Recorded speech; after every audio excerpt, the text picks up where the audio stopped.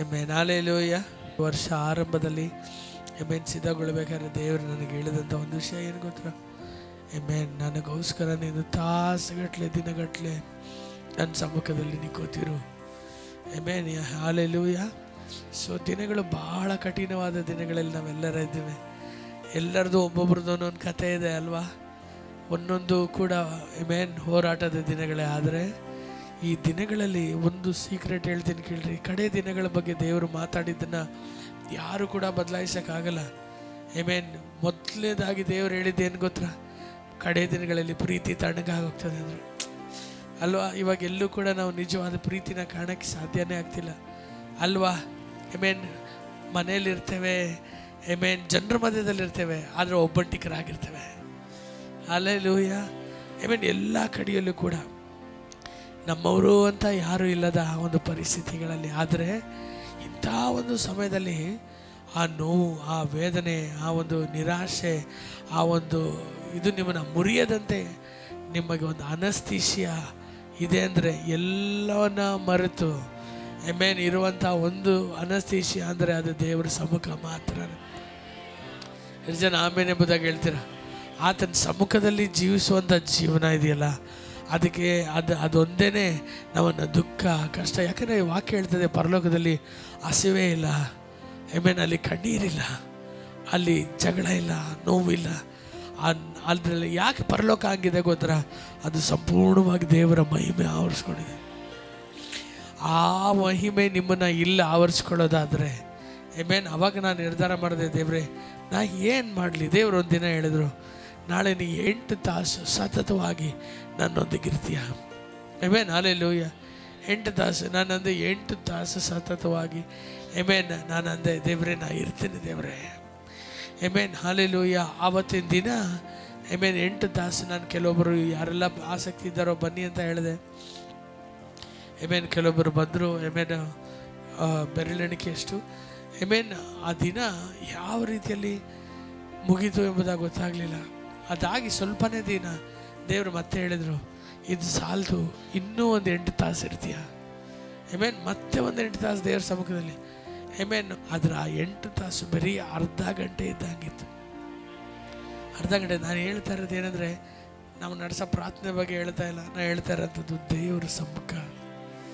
Hallelujah. So ಅವಾಗ ನಾನು ನಿರ್ಧಾರ ಮಾಡಿದೆ, ದೇವರೇ ಇನ್ಮೇಲೆ ನೀನು ನನಗೆ ಜ್ಞಾಪಕ ಪಡಿಸೋದು ಬೇಡ.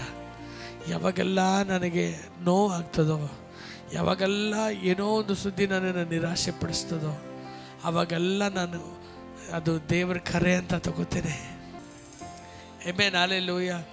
ಯಾವಾಗ ಗಾಯ ಆಗ್ತದೋ ಅವಾಗ ನಾನು ಅನ್ಕೋತೇನೆ, ಈಗ ನಾ ದೇವರ ಸಮ್ಮುಖದಲ್ಲಿ ಒಂದು 8 ತಾಸು ಬಿದ್ದಿರಬೇಕು.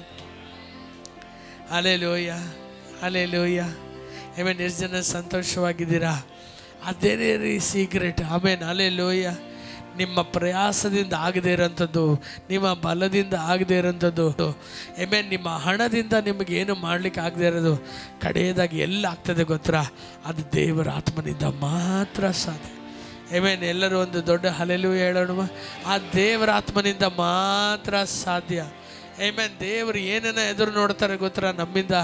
ನಮ್ಮ ದೇವರು ಇವನು ಸ್ವಲ್ಪ ಸ್ಟ್ರೆಂತ್ ಹಾಕಲಿ, ಇವನು ಸ್ವಲ್ಪ ಕೆಲಸ ಮಾಡಲಿ, ನಾನು ಮಾಡ್ತೀನಿ ಅಂತ ಅಲ್ಲ. ದೇವರು ಯಾವತ್ತು ನಮ್ಮನ್ನ ಕರೆಯದ್ರೋ ಆತನಿಗೆ, ಆತನ ಬಳಿಯಲ್ಲಿ ಅವತ್ತೇ ಗೊತ್ತು ಆತನಿಗೆ ನಮ್ಮಿಂದ ಏನು ಮಾಡೋಕ್ಕಾಗಲ್ಲ ಅಂತ. ಹಲ್ಲೆಲೂಯಾ. ಎಷ್ಟು ಜನ ಆಮೇಲೆ ಎಂಬುದಾಗಿ ಹೇಳ್ತೀರಾ? He knows we are useless. He knows we are just used to be trodden under the feet of men. ಮನುಷ್ಯರ ಕಾಲುಗಳಿಗೆ ತುಳಿಯುವಂಥ ಮಣ್ಣಿಂದಾನೇ ದೇವರು ನಮ್ಮನ್ನ ಉಂಟು ಮಾಡಿದ್ರು ಅಲ್ವಾ? ಆತನ ಗೊತ್ತು ನಮ್ಮಿಂದ ಏನೇನೋ ಆಗಲ್ಲ ಅಂತ. ಆದರೆ ಏನು ಎದುರು ನೋಡ್ತಾರೆ ಗೊತ್ತಾ? ನಮ್ಮ ಮೊಣಕಾಲುಗಳು ಬಗ್ಗಲ್ಪಡುವಂಥದ್ದನ್ನು, ಅದನ್ನು ಬಾಯಿಂದ ಒಪ್ಪಿಕೊಳ್ಳುವಂಥದ್ದನ್ನು.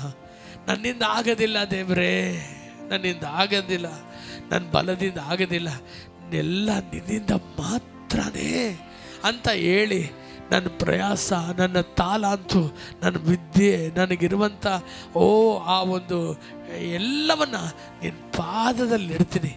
ನಿನ್ನ ಪಾದದಲ್ಲಿ ಬಿದ್ದಿರ್ತೀನಿ. ನಿನ್ನ ಬಿಟ್ಟರೆ ನನಗೆ ಬೇರೆ ಗತಿ ಇಲ್ಲ. ಎಷ್ಟು ಜನ ಆಮೇಲೆ ಎಂಬುದಾಗಿ ಹೇಳ್ತೀರ? ಯಾವಾಗ ಆ ಸರೆಂಡರ್ ಬರ್ತದೋ ಆವಾಗಲೇ ನಿಮ್ಮ ಕೈ ಸೋತೋದಾಗ ಆತನ ಬಲಗೈ ಎದ್ದೇಳಲ್ಪಡ್ತದೆ. Amen. Unless and until you surrender, unless and until you fall to the feet of God in his presence, God will never work. ದೇವರು ಕಾರ್ಯ ಮಾಡಲ್ಲ. ನೀನು ನೋವು, ಅಯ್ಯೋ ನಾನು ನೋವಲ್ಲಿದ್ದೀನಿ, ನಿನಗೆ ಗೊತ್ತಾಗಲ್ವಾ, ಇದೆಲ್ಲ ಮಾತು ಬಿಟ್ಬಿಟ್ಟು ನಾನು ಒಪ್ಪಿಸ್ಕೊಡ್ತೀನಿ ದೇವ್ರೆ. ಹಲ್ಲೆಲೂಯಾ. ನಾವು ಯಾಕೆ ಕೈ ಎತ್ತುತ್ತೇವೆ ಗೊತ್ತಾ?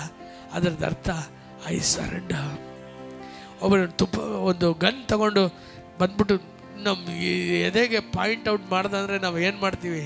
ಬಂದ್ಬಿಟ್ಟು ಏನು ಅಂತೀವ? When you see an ultimate weapon, amen, ಇನ್ನೂ ಇದು ಜೀವನದ ಮರಣದ ಒಂದು ಅವಸ್ಥೆಯಲ್ಲಿ ನಾನು ಇದ್ದೇನೆ ತೀರ್ಮಾನದಲ್ಲಿ ಅಂದಾಗ ನಾನು ಎರಡೂ ಕೈಗಳನ್ನ ಮೇಲೆತ್ತಿ ನಾನು ಹೇಳ್ತೇನೆ, ನನ್ನಿಂದ no more any action from me, I surrender. ಯಾಕೆ ನಾವು ಕೈ ಎತ್ತಿದ್ದೇವೆ ಅಂದರೆ ನನ್ನಿಂದ ಇನ್ನೂ ಏನೇನೂ ಆಗಲ್ಲ ದೇವರೇ, ನನಗೆಲ್ಲವೂ ನೀನೇ. ನನ್ನ ಬಲವು ಶೂನ್ಯ ಮಾಡ್ಕೊಳ್ತೇನೆ, ನನ್ನ ಜ್ಞಾನ ಶೂನ್ಯ ಮಾಡ್ಕೊತೇನೆ, ನನ್ನಲ್ಲಿರೋ ತಾಲಂತು ಶೂನ್ಯ ಮಾಡ್ಕೊತೇನೆ, ನನಗಿರುವಂಥ ಮನುಷ್ಯನ ಇನ್ಫ್ಲುಯೆನ್ಸ್ ಎಲ್ಲವನ್ನ ಶೂನ್ಯ ಮಾಡ್ಕೊತೇನೆ. ನಾನು ನನ್ನನ್ನೇ ನಂಬೋದಿಲ್ಲ ದೇವರೇ, ನಿನ್ನನ್ನು ಮಾತ್ರ. ಆಮೆನ್. ಎಷ್ಟು ಜನ ಆಮೇನ್ ಎಂಬುದಾಗಿ ಹೇಳ್ತೀರಾ? ಹಲ್ಲೆಲೂಯಾ. ಯಾವಾಗ ಆ ಒಂದು ಸ್ಥಿತಿಗೆ ನಾವು ಬರ್ತೀವೋ ಆಗಲೇ ಆಮೆನ್ ನಮ್ಮ ಜೀವಿತದಲ್ಲಿ ಒಂದು ಹೊಸ ಅನುಭವಗಳನ್ನು, ಅತಿಶಯವಾದ ಕಾರ್ಯಗಳನ್ನು ನಾವು ನೋಡೋದಕ್ಕೆ ಸಾಧ್ಯ ಆಗ್ತದೆ. ಆಮೇನ್. ಹಲ್ಲೆಲೂಯಾ. ಎಷ್ಟು ಜನ ವಿಶ್ವಾಸ್ತೀರ?